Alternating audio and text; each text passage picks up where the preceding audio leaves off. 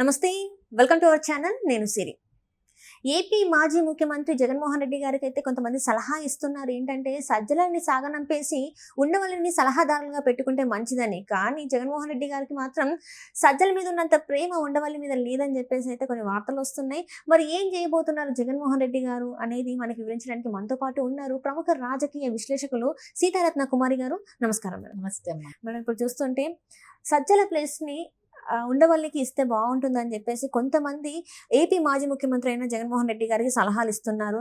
ఇప్పటికైనా ఇలా ఈ మార్పు చేసుకుంటే ఇంకా కొంచెం ఏమైనా ఉపయోగం ఉంటుంది, లేకపోతే ఇంకా భ్రష్టు పట్టే పరిస్థితులు ఉన్నాయి పార్టీ అని చెప్పేసి వాళ్ళు సలహాలు ఇస్తున్నా కూడా జగన్మోహన్ రెడ్డి గారు ఆ సలహాలు తీసుకునే పరిస్థితుల్లో లేరని, ఎందుకంటే సజ్జల మీద అంత ప్రేమ ఉంది, ఉండవల్లి మీద లేదు అని చెప్పేసి మనకి వార్తలు వస్తున్నాయి. మరి ఏ డెసిషన్ తీసుకుంటే మంచిది అంటారు జగన్మోహన్ రెడ్డి గారు? అంటే పార్టీ అధికారంలోకి రాకపోవడాన్ని సజ్జల గారిని ఒక్కళ్ళనే బ్లేమ్ చేయడానికి లేదు. ఇది ఏదైనా కూడా అధికారంలోకి వచ్చినా లేకపోతే అధికారంలోకి రాకపోయినా సమిష్టి కృషి ఉంటుంది. కింద క్యాడర్ నుంచి అధినేత వరకు there are several layers of system ఉంటుంది. ప్రతి ఏరియాలోనూ అందరూ ఒక లైన్ మీద ఉండి ఒకే లైన్ మీద ఉండి సిస్టమేటిక్గా పనిచేస్తే కనుక రిజల్ట్ వేరేగా ఉంటుంది. ఆ లైన్ కరెక్ట్గా వెళుతుందా లేదా అనేది అగైన్ మళ్ళీ అధినేత లీడర్షిప్ మీద ఆధారపడి ఉంటుంది. అంటే ఓవరాల్గా పైనుంచి చూసుకోవాలి. జగన్మోహన్ రెడ్డి గారు నెక్స్ట్ లెవెల్, సజ్జల తర్వాత ఇంకా అంచెలంచెలుగా కింద వరకు ఉంటుంది కదా. ఆ ఫ్లో అనేది కరెక్ట్గా వెళ్తుందా లేదా అని చూసుకోవడంలో ఫెయిల్ అయ్యారని మనం భావించవచ్చు. సజ్జల గారిని ఒక్కళ్ళనే బ్లేమ్ చేయడం కాదు, సిస్టమ్ని, వాళ్ళకున్న వైఎస్ఆర్సీపీ సిస్టము, నాయకులు, లేకపోతే గ్రౌండ్ లెవెల్లో వాళ్ళకు ఉన్నటువంటి స్ట్రెంగ్స్, లేకపోతే క్యాడర్ పటిష్టంగా ఉందా లేదా, క్యాడర్ సిన్సియర్గా చేస్తుందా లేదా, క్యాడర్ని నాయకులు పట్టించుకుంటున్నారా లేదా. So there are many parameters ఇందులో.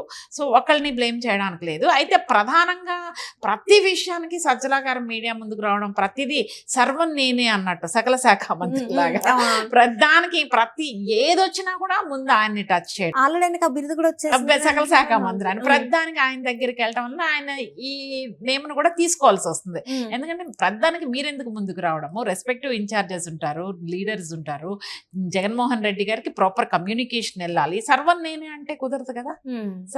ఇప్పుడు సర్వం నేనే సకల శాఖ మంత్రిని, ఎవ్రీథింగ్ నా దగ్గరికే రావాలి అనుకుంటే ఈ రోజున నెగిటివ్ రిజల్ట్ కూడా మీ దగ్గరకు రావడానికి అవకాశం ఉంది. సో బట్ యాక్చువల్ రీజన్ చూస్తే సమిష్టి కృషితోనే ఏదైనా ఓటమి కానీ విజయం కానీ సమిష్టి కృషి మీద ఆధారపడి ఉంటుందని మనం ఖచ్చితంగా చెప్పవచ్చు. ఇప్పుడు ఉండవల్లి గారికి వస్తే, ఆ ఉండవల్లి గారికి ఏం నాలెడ్జ్ ఉందో ఏమో నాకైతే తెలియదు, కానీ ఆయన ఏదో ఆంధ్రాలో నేను ఒక్కడిని ఇంటలెక్చువల్, నాకొక్కడికే నాలెడ్జ్ ఉంది, నాకు తెలిసినంత అపారమైన జ్ఞాన సంపద ఇంకెవరికీ లేదు అని ఒక ఇంటలెక్చువల్ వాయిస్ తోటి, ఇంటలెక్చువల్ మొహం పెట్టుకుని వస్తాడు ఆయన మీడియా ముందుకు ఎప్పుడు వచ్చినా కూడా. ఉండవల్లి గారు మాట్లాడేది అనుకుంటాడు, ఆయన తెలివిగా మాట్లాడుతున్నానని ఆయన అనుకుంటాడు. ఆయన మాట్లాడే ప్రతిదాన్ని డీకోడ్ చేస్తే మనకు అసలు ఆయన ఏంటో అర్థమవుతుంది.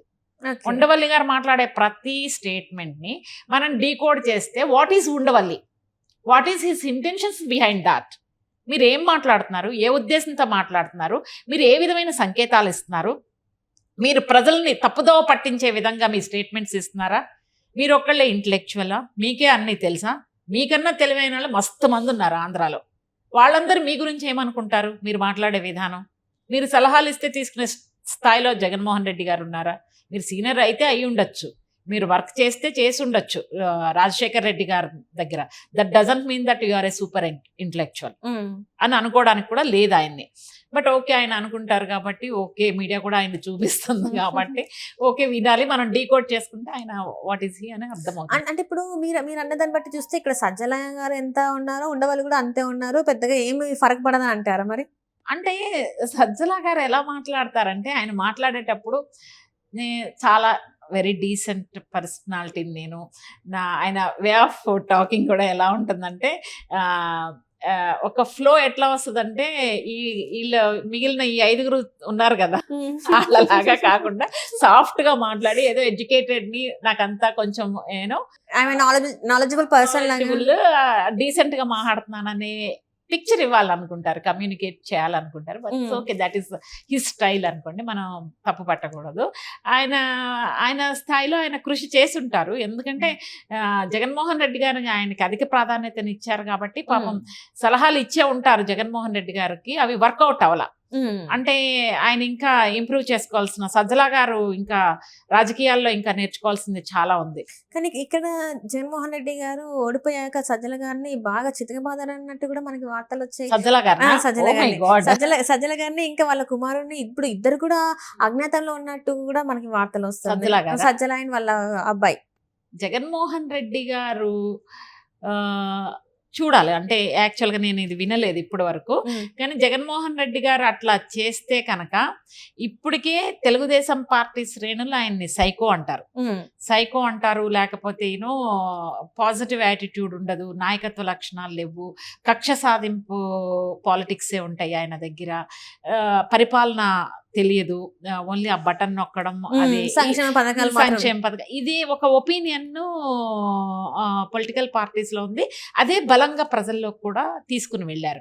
అయితే ఇక్కడ జగన్మోహన్ రెడ్డి గారు సజ్జల గారిని వాళ్ళ అబ్బాయిని అట్లా చేస్తే కనుక మళ్ళీ ఆయనకు అదో పెద్ద మైనస్ పాయింట్. సజ్జల గారిని ఒకళ్ళని ఎలా బ్లేమ్ చేస్తారు? ఆయన ఇచ్చిన సలహాల వల్ల ఈ రోజు పార్టీ ఓడిపోయింది. మీ తెలివి ఏమైంది? మీ బ్రెయిన్ ఏమైంది?